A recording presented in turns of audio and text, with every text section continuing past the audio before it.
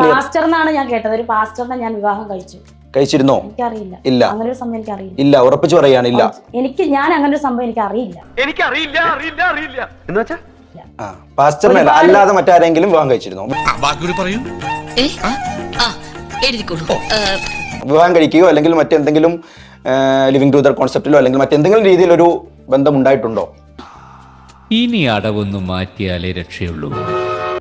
അതല്ല ഞാൻ പറഞ്ഞു, എന്നെ വിവാഹം കഴിച്ച സുചേട്ടൻ മാത്രമാണ്. അത് ഓക്കെ, അത് ഒറ്റ കൺക്ലൂഷനിൽ അതൊരു ഒറ്റ സ്റ്റേറ്റ്മെന്റ് ആയിട്ട് നമുക്ക് ഉത്തരം കിട്ടി. അങ്ങനെ പറയാൻ പറ്റത്തുള്ളൂ. ഓഹോ, ഇങ്ങനെ കല്ല് വെച്ചെന്ന് പറയുന്ന ഒരു പോലീസുകാരനെ ഞാൻ ആദ്യമായിട്ട് കാണുക. നുണ പറച്ചിലല്ലേ തന്റെ തൊഴിൽ തന്നെ, അതുകൊണ്ട് ഏത് സത്യവും തനിക്ക് നുണയായിട്ട് തോന്നും. അല്ല, തൽക്കാലം അങ്ങനെ പറയാൻ പറ്റുള്ളൂ. അങ്ങനെ പറയുമ്പോഴാണ് ഇതിനകത്ത് ഒരു സംശയം ജനിക്കുന്നത്. സംശയം ജനിക്കും. കാരണം അത്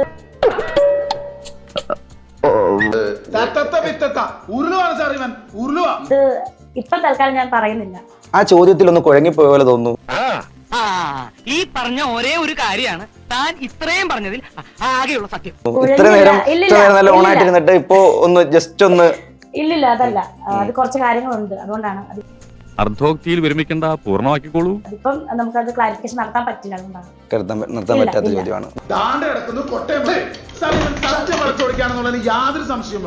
അതായത് ഞാൻ കല്യാണം കഴിച്ചിട്ടില്ല, പക്ഷേ എന്നെ ആരും താലിയും കെട്ടിട്ടില്ല സുചേട്ടൻ അല്ലാണ്ട് ആരും ഈ ലിവിംഗ് ടുഗദറും ഇല്ല. അങ്ങനെ ഒരു സംഭവമേ മോഹൻദാസ് പറഞ്ഞിട്ടില്ല. പറയില്ലല്ലോ. ആ സംഭവം ഇരു ചെവി അറിയരുതെന്ന് അപ്പൊ തന്നെ ഞാൻ അവനോട് പറഞ്ഞിരുന്നു. അല്ലെങ്കിൽ തന്നെ തന്നോട് ഇതൊക്കെ പറയാൻ താൻ ആരാ? പക്ഷെ അതിന്റെ എന്തെങ്കിലും ക്ലാരിഫിക്കേഷൻ ഉണ്ടെങ്കിൽ ഞാൻ മുന്നോട്ട് അത് പറയുന്നത്. ഇപ്പൊ അത് പറയാൻ അവിടെ ഇവിടെയും തൊടാത്ത രീതിയിലാണല്ലോ ഉത്തരം. എന്നാലും ഉത്തരം പറഞ്ഞല്ലോ.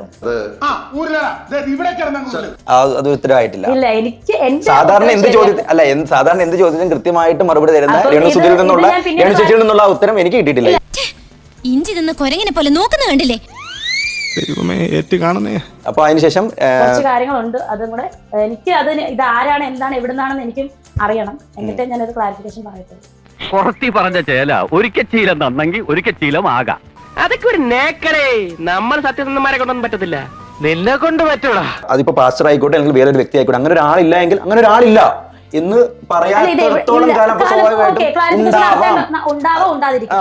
ഭാവി ചെല്ലിനോർത്ത് പാതാളെന്നല്ലാണ്ട് പിന്നെ എന്ത് പറയാനും.